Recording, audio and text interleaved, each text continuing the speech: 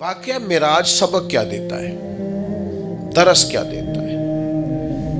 واقعہ معراج امت کو یہ سبق دیتا ہے کہ نبی پاک علیہ الصلوۃ والسلام نے اپنی حیات ظاہری میں جتنا سفر کیا ہے وہ عروج کی طرف کیا، وہ فتح کی طرف کیا۔ نبی پاک علیہ السلام نے ہر قدم اٹھایا ہے تو وہ جد و جہد ہے، وہ کامیابی ہے، وہ آگے بڑھنا ہے، وہ عروج ہے۔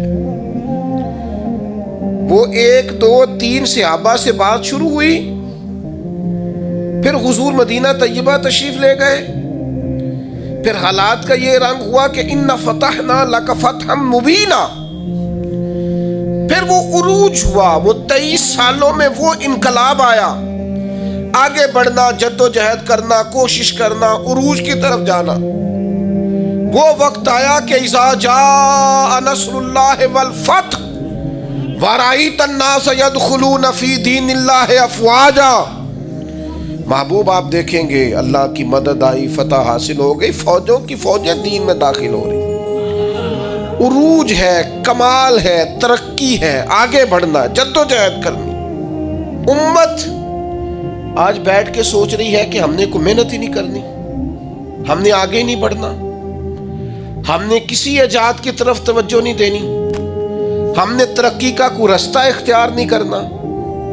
یہ ایک ایجاد کر کے ہمیں دی گئی ہے نا موبائل، اس کا مطلب یہ ہے کہ ہم اپنی کمر ٹیڑھی کر لیں لیٹ لیٹ کے موبائل دیکھ دیکھ کے۔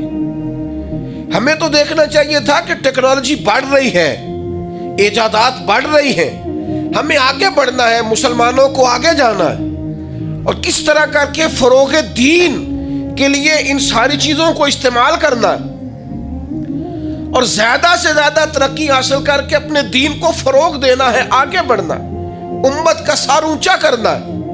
لیکن امت ہے کہ وہ بار بار پیچھے ہٹتی جا رہی ہے، بار بار کمزوری دکھاتی جا رہی ہے، بار بار ہم ہیں کہ ہمارے قدم لڑکھڑاتے ہیں، ہم پیچھے کی طرف آتے ہیں، ہم آگے قدم ہی نہیں اٹھاتے۔ معراج ہمیں بتاتا ہے کہ امت تو نے عروج حاصل کرنا ہے۔ هو الذی ارسل رسولہ بالہدی ودین الحق لیظہرہ علی الدین کلہ۔ ہم نے یہ رسول تمہیں اس لیے عطا کیے ہیں، یہ شانوں والے رسول تمہیں اس لیے دیے ہیں کہ ہم اس دین کو تمام دینوں پر غالب کر دیں گے۔ اسلام کی فطرت میں قدرت نے لچک دی ہے، اتنا ہی یہ ابھرے گا جتنا کہ دبا دو گے۔ یہ دین غالب ہونے کے لیے۔ واقعہ معراج کیا بتاتا ہے ہمیں؟ نبی پاک نے مسجد اقصیٰ میں سارے نبیوں کی امامت کرائی ہے۔ جس طرح نبی کریم نبیوں کے امام ہیں، یہ امت امتوں کی امام ہے۔ اس نے امامت کرنی ہے، امامت، ترقی، عروج، جد و جہد، آگے بڑھنا۔ ملت کے جوانوں، واقعہ معراج تمہیں بتاتا ہے کہ تمہیں آگے بڑھنا ہے، تمہیں کوشش کرنی ہے۔ اٹھ کے اب بزم جہاں کا اور ہی انداز ہے، مشرق و مغرب میں تیرے دور کا آغاز ہے۔ جد و جہد کریں، میرا مالک بڑا کریم ہے، جو اس کی جانب ایک قدم اٹھاتا ہے، اللہ کی رحمت آگے بڑھ کے اس کا استقبال کرتی ہے۔ آپ کوشش تو کریں، ہمت تو کریں، جد و جہد تو کریں، آپ آگے تو بڑھیں۔ اقبال کہنے لگے او وقت فرصت ہے کہاں، کام ابھی باقی ہے، نور توحید کا اتمام ابھی باقی ہے۔ واقعہ معراج ہمیں بتاتا ہے ہم نے آگے بڑھنا ہے، کوشش کرنی ہے، جد و جہد کرنی، کریں گے انشاءاللہ۔